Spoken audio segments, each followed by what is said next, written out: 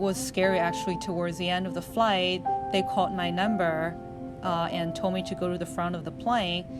And I got there and they said, it's because your temperature was a little higher, so we just want to make sure that you're okay.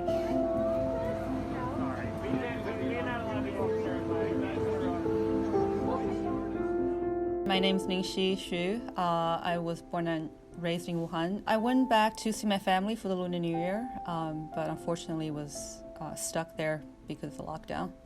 My view on it and my sentiment changed dramatically from when I landed in Wuhan and when I left. So I went from someone who had never even heard about the coronavirus to being very concerned about the well-being of so many people in the city.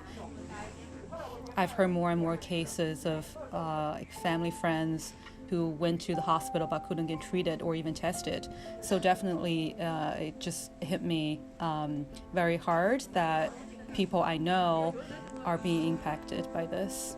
My mom's friends, we're pretty sure they are infected, but they went to the hospital and couldn't get tested just because there was no capacity. So they were sent home and they just tried to recover at home, and thankfully they're doing better now, but I think it could have gone much worse. Being home wasn't that bad because I had my family to be with. It's a little scary looking outside, like down on the street, because we live in a neighborhood that's usually pretty busy with people. But I was with my family and we were all in good spirits. The U.S. was evacuating the consular staff in Wuhan, and I reached out to them to ask if there would be additional flights to evacuate private citizens. So I arrived at the airport before 5 p.m. on Tuesday, and we didn't take off until I think maybe 8:20 the next morning. So we stayed up all night waiting to check in and go through a series of health and immigration and security checks. 15 minutes from landing in Travis Air Force Base.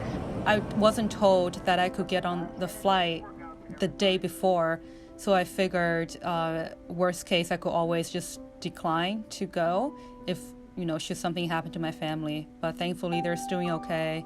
I just called them today and I think they're relieved that I'm here.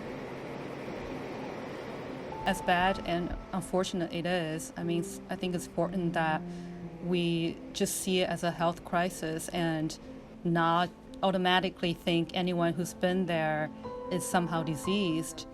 And I do think that people in Wuhan need a lot of help right now, because even with the new hospitals, they don't have everything they need. We still have people going to hospitals to be turned away. Even food supply is becoming an issue, like shortages and prices. So I think they could use a lot of help.